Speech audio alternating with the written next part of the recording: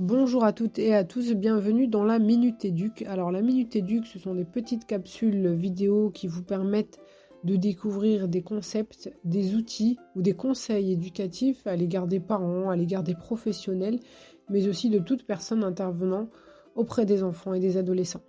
Je vous invite dans un premier temps à cliquer sur la petite cloche pour vous abonner et ne rien rater de nos petites capsules. Aujourd'hui, on aborde ensemble la stratégie du détour. Elle peut être aussi appelée la pédagogie du détour. Alors, de quoi s'agit-il ?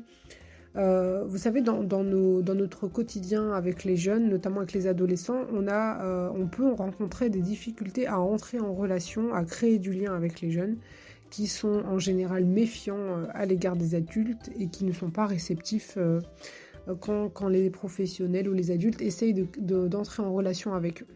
Donc la stratégie du détour, elle va venir pallier à ce type de difficulté.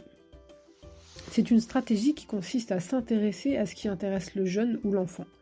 Il s'agira de se renseigner afin de découvrir si le jeune a une passion, s'il existe une activité qui éveille sa curiosité, s'il a un centre d'intérêt.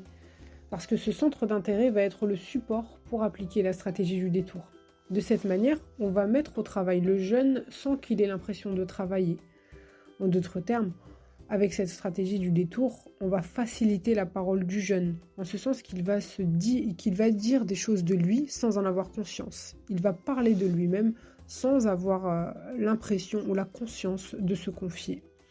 Dans l'éducatif, on va utiliser cette stratégie du détour pour créer du lien. Car vous savez tout comme moi que la relation interpersonnelle avec le jeune ainsi que la connaissance qu'on a de lui peuvent être des éléments clés pour la suite du travail. Souvent, effectivement, c'est difficile d'imaginer un travail en profondeur lorsqu'on n'a pas réussi à entrer en relation et à créer du lien. Alors, comment appliquer cette stratégie du détour ? Moi, il me semble très important, dans un premier temps, de soigner toutes les interactions qu'on peut avoir avec le jeune. Les soigner de manière à ce que le jeune puisse se sentir au maximum accueilli. Dans un deuxième temps, on va essayer d'investiguer, entre guillemets, afin d'apprendre à connaître le jeune, à découvrir ses sensibilités, ses éventuels centres d'intérêt, car cela va nous permettre d'adapter nos perspectives de travail. Effectivement, à partir de la curiosité première du jeune, on va pouvoir apaiser la relation et ouvrir à d'autres perspectives de travail. Par exemple, dans le cas de l'enseignement, si on prend un jeune auquel on voudrait transmettre des savoirs, et si on arrive à découvrir qu'il est passionné, par exemple, de football. Donc on va partir de ce centre d'intérêt-là pour aller vers d'autres enseignements. En abordant la question du football, on va pouvoir aborder par exemple la question de la Coupe du Monde, ensuite voir quels sont les pays qui participent à la Coupe du Monde, quelle est la position géographique de ces pays, quelle est l'histoire de ces pays, la culture, l'économie, etc. Donc à partir du centre d'intérêt du football, vous voyez bien qu'on a pu balayer un champ d'enseignement beaucoup plus large.